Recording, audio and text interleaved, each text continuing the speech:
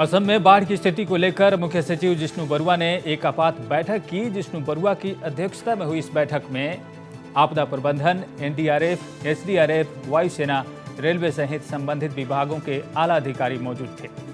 इस बैठक में बाढ़ प्रभावित 24 जिलों से जिला उपायुक्त भी वर्चुअली हिस्सा ले रहे थे और इसके बाद की कार्रवाई हमने आपको दिखाई कि कार्रवाई भी शुरू हो गई है। बाकी जो 24 जिले हैं वहां भी इसी तरह की कार्रवाई करने के जो इसमें फैसले लिए गए हैं।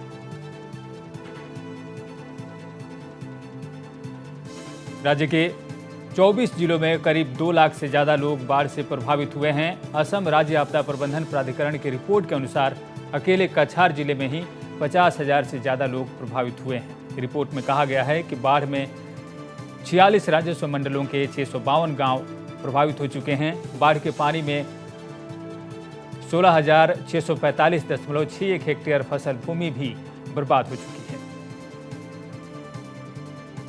We are joined in by the CEO of Assam State Disaster Management Authority, Mr. G.D. Tripathi. Well, today there was an emergency meeting on the flood scenario in Assam. Who were the representatives present here and what was the meeting all about? The meeting was to tackle the ongoing situation of flood as well as landslide, particularly in Dima Hasao district, in Barak Valley and in Hojai.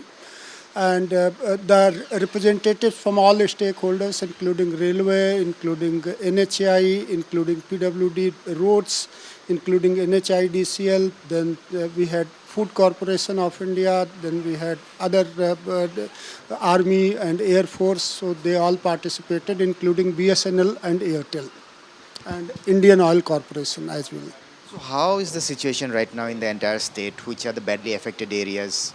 The three things which we were focusing in this meeting was that how to maintain the supplies to the Barak Valley, because that is one thing.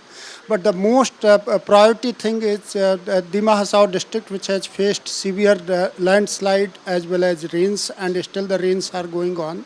So keeping the supply lines open, we have prioritized 4 things.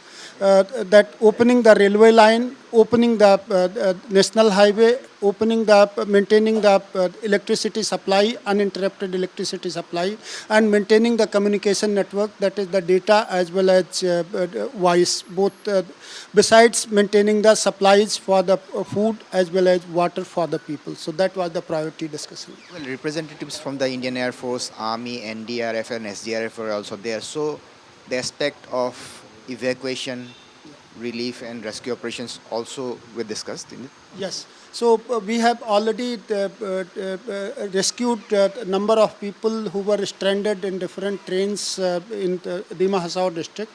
And today a situation has been built up in the Hojai district where about 5,000 people, they were feared to be stuck, and for them Army as well as NDRF, SDRF, all machinery were invoked.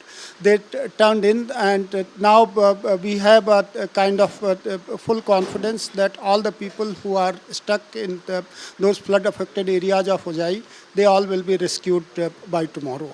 And the railway thing is also of primary importance, whereas opening of the rail opening of that railway will take some time, but opening of the national highway is the topmost priority so that the supply lines can be maintained.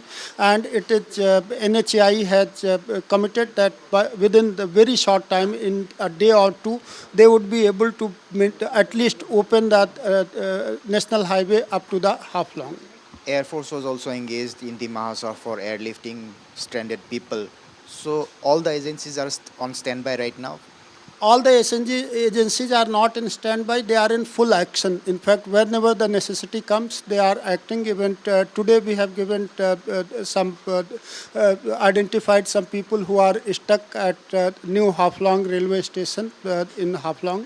And also there is a Datto Hajo is the railway station near Maibong, where around 35 railway families are stuck. So even their evacuation has been prioritized, and it will be carried out tomorrow if the weather permits. So how will be the Air Force engaged?